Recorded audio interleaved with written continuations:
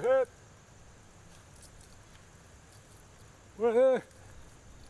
look at the Kwan. Hey, welcome. Look at the Kwan. It is a good day. Every day a gift from the Creator.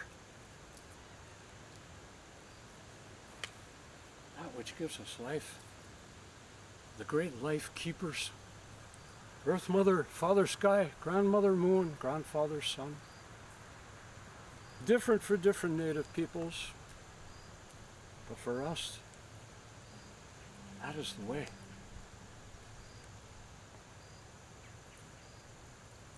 Oh, ni, ton, masculine. Oh, ni, I am, ton, fire, masculine, hawk, in our dialect of the Algonquin tongue, spoken along the vastness of the Chesapeake Bay watershed. I descend from not only native stock, Nanticoke, Nentago, the tidewater people of what is now the Maryland's eastern shore, Delaware, that region, many tribes, loosely allied to form a chiefdom, one of several, 5 to be exact, around the Chesapeake Bay region when Europeans began to arrive. Not only native, also Highland Scots. It's been over 500 years of contact between various peoples of this world. And so yes, here in the East, we made first contact more than 500 years ago, most likely. And thus, many of us are from mixed stock. Not all, but many, including myself. When you come and join us here at this festival, you'll never experience the same program here on this site twice. Because there are so many things to speak of, to share with you. Know that there were 5 great chiefdoms situated around the Chesapeake Bay watershed, 4 of them speaking dialects of Algonquin, the Susquehanna to the north speaking a dialect of Iroquoian. Many villages, hundreds, ranging in size from several houses to as many as 30 to 60 houses. The smaller villages often supplying the larger villages. Families come together to form clans through relations. Clans come together to form villages, villages to form tribes, tribes to form nations. Each distinct, each having its own unique customs, sometimes dress. Uniqueness is important. All of us are individuals, we are unique. And so that was encouraged always. Know that in these villages, well, it was never quiet. People think we were always hiding away and tried to be quiet, not show smoke from our fires. But the villages, it is said, were very noisy places. In addition to the smoke from the fires to be seen, there were dogs barking, children laughing and playing, people playing games, trading, gifting one another, just interacting. Everybody respected one another, small communities. Life was good. And these villages were situated in a veritable paradise. Not like what you see today. Our forests are matchsticks today. They've been cut many times since the first Europeans arrived. It is unfortunate that some of our young people will never see a virgin stand of timber, of trees. It is written at the time, 400 or 500 years ago. Trees so huge in these forests that 4 men holding hands, arms outstretched, could not get around the trunks of the trees. The forest open, a little damp, 20 degrees cooler than in the sun in the hotter months. The water's clean, the air fresh and scented. The forest's abounding in wildlife. The water's teeming with fish, migratory wildfowl, shellfish, crab. Veritable paradise. Today, we have but a short time, so I must move on. You see how I'm dressed, and when you visit many native festivals, you will not see people dressed as I am dressed. They are dressed sometimes in hide, sometimes in woven textiles, but often cloth. Of course, cloth comes with Europeans. Before, finely woven textiles, yes, but not cloth. Hide, and oh, how comfortable. If you've ever worn hide clothing, you will quickly come to realize just how breathable, comfortable, soft, flexible it is. Here, I am dressed as people dressed in the mid-Atlantic region, coastal region, especially the Algonquin peoples. Now, yes, we wore aprons tied around our middle. They only cover the front, by the way, not the rear. We want things to breathe. I'm overdressed today, but that way I can show you many different types of generic clothing in times before Europeans. Of course, good moccasins are a must, made out of heavy buck skin. Not doe skin, lighter or flexible, thinner. Buckskin or elk or bear or woodchuck. I wear leggings of doe skin, maybe doubled up in the winter for warmth. I wear a frock, a one-strap frock. Go to the pictures of John White, European Englishman, North Carolina coast, late 1500s, 1580s. Look at his watercolors. You can look that up. And you will see people dressed as I am dressed. I wear a bag, a woven textile bag to carry personal items in. My leggings are cinched under the knee with garters to help to support them and yet to keep them flexible. The frock, the leggings, sometimes the moccasins are fringed. You see the fringe? You often see that on native clothing. Do you think that's just for decoration? Nothing is just for decoration. Everything must have a practical purpose as well, otherwise the time is ill spent. Generally speaking, for all utilitarian items. Now, personal adornment might be another thing, but practicality here. Fringe, always hanging down, you see, on the edges of clothing. And, well, I have quivers that have fringe on them. That one does not.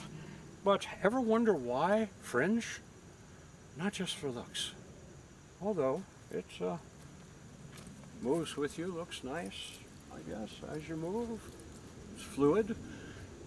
No, fringe. What happens when you get wet? And you will get wet, especially in ancient times. There was work to do always. When you get wet, where does water drain? It drains down to the fringe. The fringe, once cut, has 4 sides and not just 2. More surface area for the water to drain and evaporate from. This will dry your clothing in roughly half the time as without fringe. Now there's the practical side of fringe. Now you know. The armbands of clamshell wampum peak, wampum, beach, peak shell wampum peak, personal adornment, copper. I carry the forest spirit in soapstone, Black Virginia soapstone, to assist me in the hunt. This guy rides a deer in the forest. He is Masing or Masingwe. A knife, a good razor sharp knife, a flint. Best butchering tool on the planet even today, sharper than metal. A sheath of rawhide from the foreleg of the deer to protect the blade, just glass. In my hair, I wear the feathers of hawk. It is a sharp-shinned hawk, if you know your hawks. And wild turkey feathers. Oftentimes among native people, our people, the feathers of wild turkey are worn as a display of friendship. Wild turkey is a food bird, is it not? You have your Thanksgiving. You know, wild turkey, good tasting. Yeah? So, it is a show of feasting, of friendship, reaching out. The hawk, to us, is a guide. It means different things to different native people. As I said, we are very diverse peoples. The hawk is a guide, a teacher. And so I wear the feather here to pin the headpiece to my roach, my airlock. The three things that if you wish to truly respect the natural world, which gives all things, even in the modern era, all things to make other things to provide for us. So it was in the past.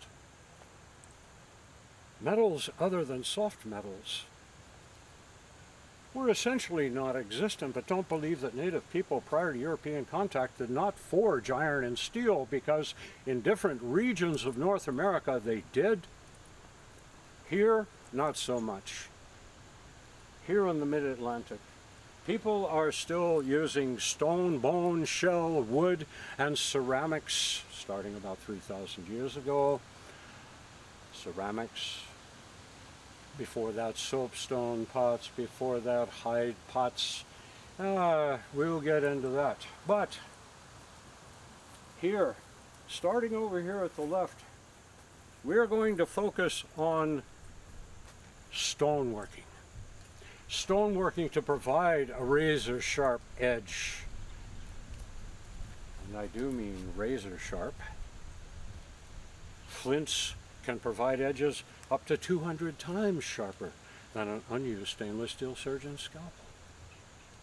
There is nothing sharper than the edge of flaked stone, flaked flint or glass. I have rough abrading stones, iron bearing in this case, to grind the edges, to strengthen the glass so that I can strike without shattering it and remove the flakes. To finish the tools, by the way, I will protect my leg as I am striking flakes from the larger pieces of flint. Good elk hide. How is this done? Basically, you will start by striking the flakes off, and later with an assortment of levers tipped with antler and copper, you will then press the flakes off to finish thinning, shaping, and sharpening the tool, and also to resharpen the tools once they become dull. Protect the work base, your leg. Take a suitable piece of flint, and here I have a piece of chert from down south. And pieces have been found of this Arkansas novaculite flint, it's called, all the way up into the Ohio Valley region, probably further. Trade was extensive. I'm going to look at the piece of flint, and I'm going to find the tool in the flat center, because I want a good, straight, cutting edge for butchering, felling trees, scraping, whatever. Find the tool that lies in the center and remove all else. It must be done in a series of flakes, keeping contour as you go and watching your thickness, because you can overthin and break it very easily. So it has to be done in stages. I'll choose a place to remove a flake where it is thicker, right here. First, I must prepare a place on the edge to strike the flake and thin this even more. We're going to do that now. I'm going to choose hammerstone to begin. And I know through experience, because different flints have different textures, different hardnesses, you must learn each one that you work with and what tools work best to shape it. A soft sandstone hammer. I'm going to remove, by changing the angle of the strike, short flake, medium flake, long flake. Not going to get into the mechanics any more than that. What I am doing is I am removing some shorter flakes to prepare the edge at a certain angle with a line just below center of where the tool lies. As you can see, a couple of flakes later, the line has dropped on the edge, and it's below center now. So when I strike again to remove a larger flake now, halfway or beyond, to thin this as I am shaping it, you're doing several things with each stroke. Just keep all this in mind. Now I'm going to take the abrading stone, a sanding stone if you will, and this sharp edge I'm going to, after I have flattened it and it's the right angle, grind the edge and the platform to flatten and roughen it, and the edge to strengthen it. Now I will select the right tool to strike at the right angle to deliver shock into the stone to remove the larger flake. Let's do that. Initially, if I have larger pieces of flint, I will use larger tools.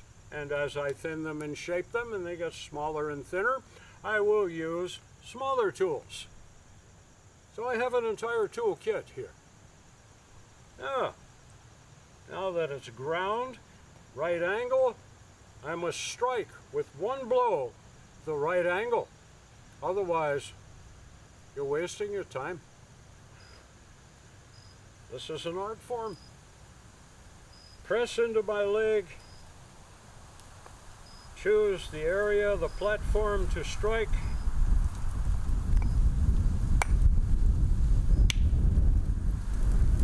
The flake went past center. Pick that little piece there off maybe. And I have a place I can remove another just beyond it. So I can get this contour and get this side even, then do the other side. Actually, I could do a flake from the other side as well. I've already prepared that. So grind and then strike at the right angle.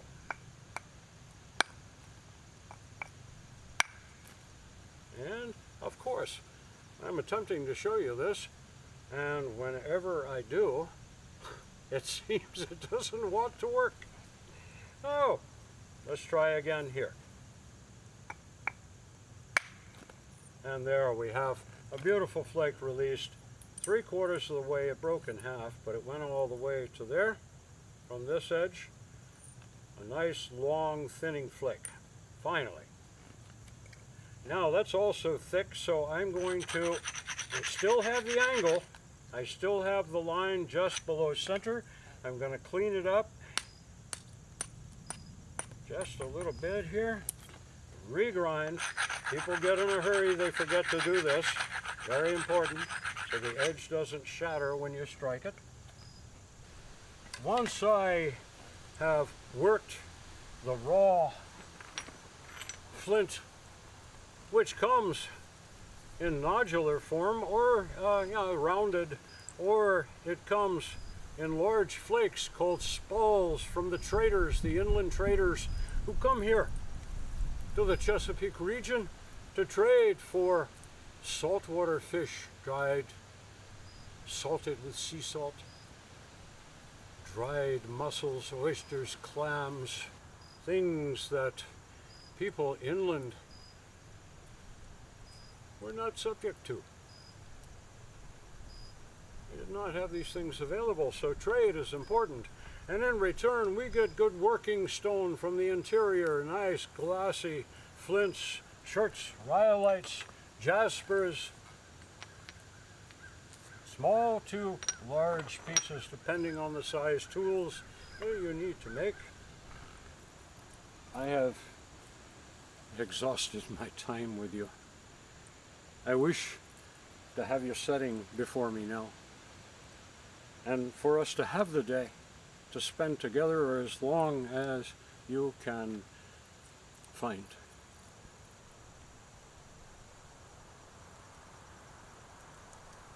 I appreciate you taking the time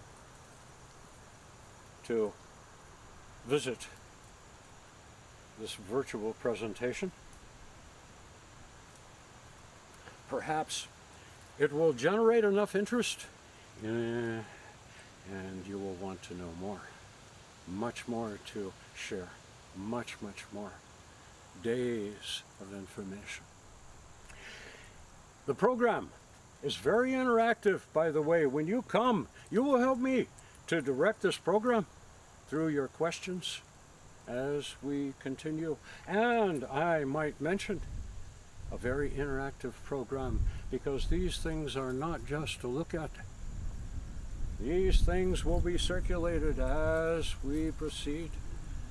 You will feel, touch, test, and sometimes interact in perhaps not only stonework, but in wearing clothing, in having hides draped around you so you can feel them, using tools, and even making fire in the old way with the hand drill and the bow and drill. Very interactive, you see. That keeps us moving forward together. You can probably tell I enjoy this, and I enjoy having you here always. What an opportunity to share our culture with you. Again, I am Daniel FireHawk. Don't fire. Musqueam hawk in our dialect of Algonquin. I thank you, and I bid you Ganath Anash. Ganath Anash. Ganath. My thanks. Anash. May you fare well.